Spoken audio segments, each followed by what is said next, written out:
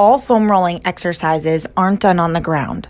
For instance, wall slides are in a standing position. Start with arms supported on a foam roller up against the wall, with your palms facing each other and your thumbs facing towards you so that the foam roller doesn't drop.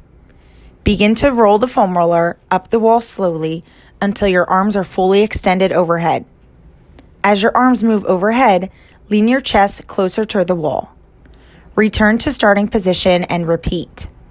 This is a great movement to get those shoulder muscles moving. As you continue, do not arch your lower back at all during this movement. If you cannot fully extend your arms up overhead, go as far as you can get. Consider this exercise one you will want to focus on. Perform 10 to 15 repetitions up to 3 times per day. Start with the foam roller at the bottom of the thoracolumbar junction. I suggest arms crossed over chest while keeping knees bent with feet on the ground.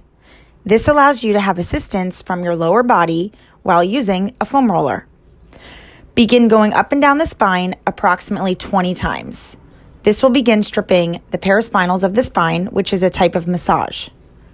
Place your hands behind your head and draw your elbows together along the side of your ears. This separates shoulder blades from each other, and now you can begin to roll up and down the rhomboids. Repeat the similar techniques from when we began rolling up and down our spine. This time, perform approximately 10 times. Then continue another 10 times as you straighten out your arms and move them from back and forth from above your head to out in front of you. This applies more force through the rhomboids and spine with pressure to ease relief from overall stiffness.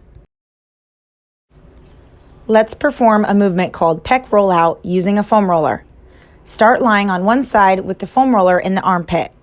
Then slightly move forward until you feel a tender area, trigger points, within those pec muscles. Then begin rolling body downward to get more on the pec muscle and move the body back upward. Performing this movement back and forth, moving upward and downward.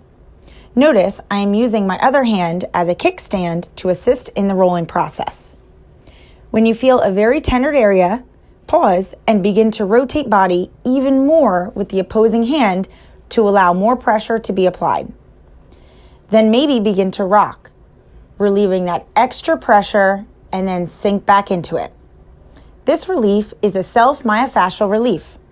Once you have performed the sequence on one pec, don't forget to apply to the other. This move will improve mobility and posture of the pec muscles while preparing us to perform our daily movements.